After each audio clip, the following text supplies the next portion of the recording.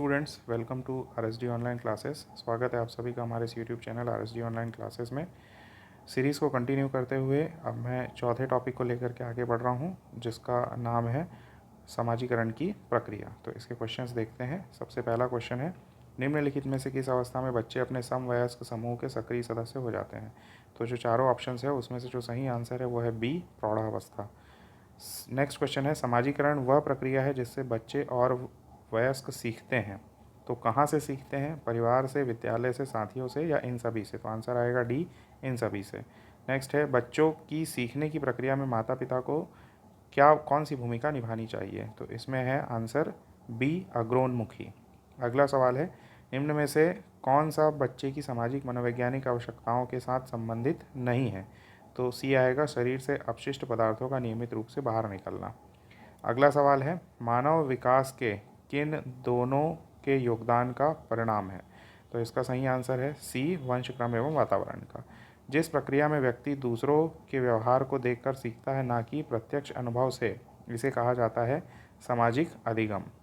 अगला सवाल है, परिवार एक साधन है। किस चीज़ का साधन है? किस प्रकार की शिक्षा का साधन है? अनौपचारिक शिक्षा का साधन है। अगला है, सामाजिक सीखने का सिद्धांत किसका है? तो निम्न में से किसने सिद्धांत दिया था? वेंडूरा ने। अगला सवाल है, एक शिक्षक विद्यार्थियों में सामाजिक मूल्यों को विकसित कर सकता है। किस प्रकार से विकसित कर सकता है? आदर्श रूप से व्यवहार करके या बर्ताव करके। अगला सवाल है, कृतिका अक्सर घर में ज़्यादा बात नहीं करती, लेकिन विद्यालय में वह काफ़ी बात करती है। यह उसके व्यवहार में किस परिप्रेक्ष्य को दर्शाता है? चौथा जो ऑप्शन है डी, उसके अनुसार से उसके विचारों को विद्यालय में मान्यता मिलती है। तो जहाँ मान्यता मिलती है वहाँ वह काफ़ी बातें करती है, जहाँ मान्यता नहीं मिलती वहाँ वह कम बात करती है। अगला सवाल है, शिक्षा के संदर्भ में समाजीकरण से तात्पर्य है? तो इसका सही उत्तर है डी, सामाजिक वातावरण में अनुकूलन और समायोजन। अगला सवाल है, नर्सरी कक्षा से शुरुआत करने के लिए कौन सी विषय वस्तु सबसे अच्छी है? तो इसका आंसर है ए, मेरा परिवार। अगला सवाल है, जब कभी दो या अधिक व्यक्ति एक साथ मिलते हैं और एक दूसरे को प्रभावित करते हैं तो वे एक सामाजिक समूह का निर्माण करते हैं। यह कथन चारों ऑप्शन में से जो सही आंसर आएगा वो है बी, सत्य है।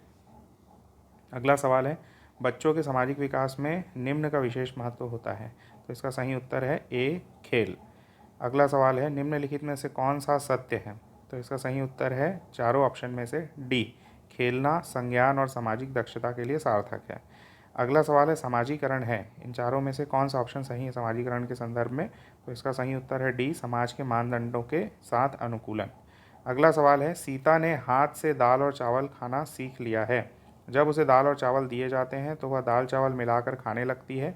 उसने चीज़ों को करने के लिए अपने स्कीमों में दाल और चावल खाने को क्या कर लिया है? तो चारों में से जो सही उत्तर आएगा वो आएगा सी, अनुकूलित कर लिया है। अगला सवाल है, सबसे अधिक गहन और जटिल समाजीकरण कौन सा होता है? तो किस अवस्था में होता है विकास की? यह होता है किशोरावस्था के दौरान। अगला सवाल है, शिक्षकों को यह सलाह दी जाती है कि वे अपने शिक्षार्थियों को सामूहिक गतिविधियों में शामिल करें, क्योंकि सीखने को सुगम बनाने के अतिरिक्त ये निम्न में भी सहायता करती है। तो किस चीज़ में सहायता करती है? समाजीकरण में सहायता करती है। अगला सवाल है, किसी भी बालक के मानसिक रूप से अस्वस्थ होने का क्या कारण है? तो परिवार का वातावरण खराब हो, या फिर कक्षा का वातावरण खराब हो, या पास पड़ोस का वातावरण खराब हो, ये सारे के सारे कारक उसके लिए जिम्मेदार हैं। इसलिए आंसर आएगा डी, उपरोक्त सभी। 21वां है, निम्नलिखित में से कौन सी संस्था सामाजिक परंपराओं के हस्तांतरण में सबसे अधिक योगदान करती है?